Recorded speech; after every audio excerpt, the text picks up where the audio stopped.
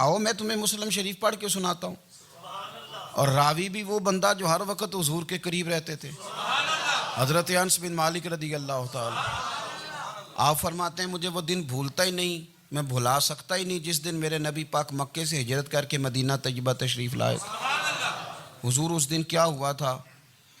تو حضرت انس بن مالک فرماتے ہیں ساری بیبیاں چھتوں پہ چڑھ گئیں، ساری عورتیں اپنے اپنے کام میں مصروف ہوتی ہیں. کوئی کسی وجہ سے چھت پہ چڑھ جائے تو چڑھ جائے، ساری کٹھی تب بھی چڑھتی ہیں جب گلی میں کچھ اور ہو، جب کوئی انوکھی بات. ساری بیبیاں چھتوں پہ چڑھ گئیں، بچے درختوں کے ساتھ چمٹ گئے. اور فرماتے ہیں کہ 70 کے قریب لوگ حضور کی سواری کے آگے تھے اور باقی سینکڑوں کی تعداد سے سواری کے پیچھے تھے. اور فرماتے ہیں یہ الگ منظر تھا. اور یہ مسلم شریف میں نعرہ موجود ہے، مسلم شریف میں یہ صحیح مسلم میں موجود ہے کہ جب حضور مدینے آ رہے تھے تو مدینے والے نعرہ لگاتے تھے یا محمدہ یا رسول اللہ، اور چلتے ہوئے لگا رہے تھے یا محمدہ یا رسول اللہ کا وہ نعرہ لگا رہے تھے. اور پھر حضرت انس بن مالک فرماتے ہیں یہ دو منظر یہ تھے، ایک تیسرا منظر بھی تھا. مدینہ شریف کے اندر کچھ قبیلے تھے، آج بھی ایسا ہونا نہیں چاہیے. یہ اسلام نہ صرف اس کو ناپسند کرتا ہے بلکہ اس کی تردید کرتا ہے. چھوٹی برادری بڑی برادری آج بھی تقسیم ہے، نہیں ہونی چاہیے.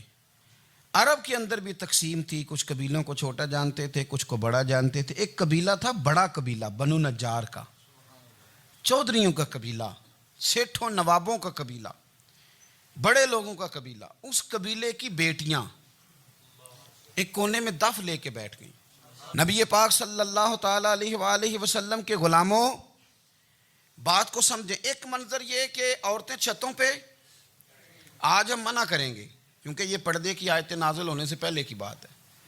اب آیتیں آ گئیں، اب ہم یہ اجازت نہیں دیتے. عورتیں چھتوں پہ چڑھ گئیں، مرد گلیوں میں نعرے لگانے لگے. اور بنو نجار قبیلے کی بیٹیاں، چھوٹی بچیاں وہ ایک کونے میں دف لے کے بیٹھ گئیں اور وہ پڑھنے لگیں طلع البدر علینا.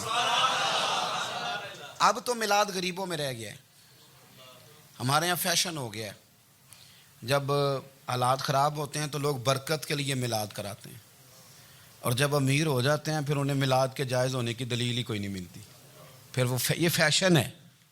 بندہ تھوڑا سا پڑھ جائے نا دو چار چیزیں تو ہر چیز کو غلط کہنا اس کی طبیعت ہوتی. پھر یہ فیشن ہے کہ میری سوسائٹی نہیں ہو گئی، کتابیں نہیں ہو گئیں، فرنیچر نیا ہو گیا، دوست نئے ہو گئے تو مذہب وہی پرانا. اوئے ہوئے کوئی ترقی کرنی چاہیے. پھر وہ ترقی کرتے ہیں بیچارے.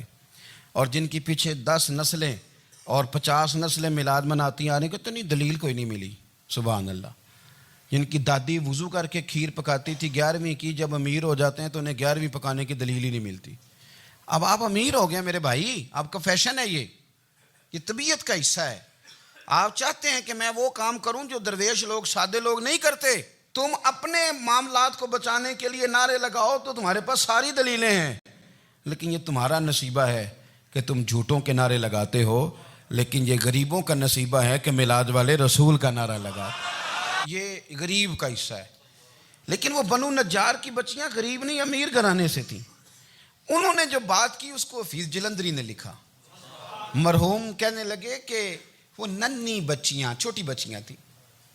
کہتے وہ ننھی بچیاں وہاں بیٹھ کر دف بجاتی تھیں اور رسول پاک کی جانب اشارے کر کے گاتی تھیں اور لوگوں سے کہتی تھیں کہ یہ کو ہمارا پیشہ نہیں دف بجانا، ہم تو چودھریوں کی بیٹیاں ہیں، ہم تو بڑے خاندان سے ہیں.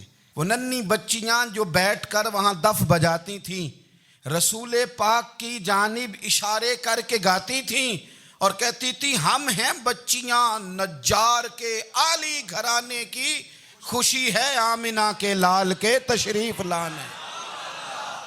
ہمیں بڑی خوشی ہے آمنہ کے لال کے، خوشی ہے آمنہ کے لال کے، خوشی ہے آمنہ کے لال کے، ہمیں خوشی ہے آمنہ کے لال کے تشریف، خوشی ہے بس آمنہ کے لال کے تشریف.